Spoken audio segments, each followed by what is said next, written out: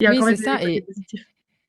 donc finalement, si on résume tout ça, aujourd'hui, personne peut être absolument formel, hein, donc mettre sa vie en jeu. C'est-à-dire que s'il a tort, il meurt. Être formel, c'est ça. C'est ne pas laisser la moindre once de suspicion. On peut pas aujourd'hui être formel, si j'ai bien compris, sur le fait que le virus a été isolé clairement.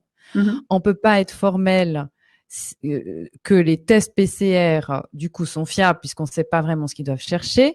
Absolument. Euh, les virus mutent, donc de nouveau, quelle est la spécificité d'un test avec toutes ces souches? Est-ce que c'est fiable?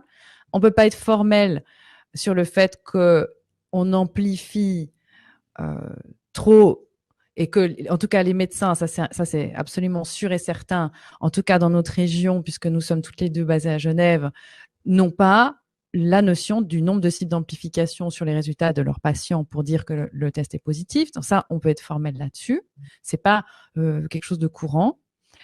Personne ne le demande, en tout cas moi, les personnes à qui j'ai demandé. Et pour résumer, donc ce que vous êtes en train de nous dire, c'est que effectivement, on teste plus, il y a plus de cas positifs, mais le nombre de morts s'est effondré de 97% par rapport au début de cette histoire de Covid. C'est ça. Est-ce que j'ai résumé juste? Oui, c'est très bien. Et je peux vous dire que tout ce que vous dites est documenté. Donc, Oui. je veux insister là-dessus. C'est pas juste des croyances. On est en train en fait de déconstruire des fausses croyances parce que on a trop asséné des fausses croyances. Et le test n'est pas un test fiable parce que les gens sont asymptomatiques et pas malades.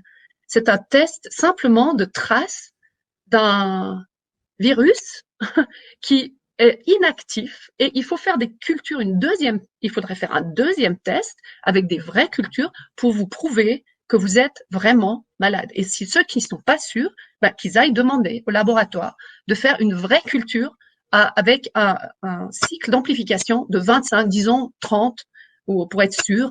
Et voilà, ils auront un vrai test. Ça, c'est vraiment important.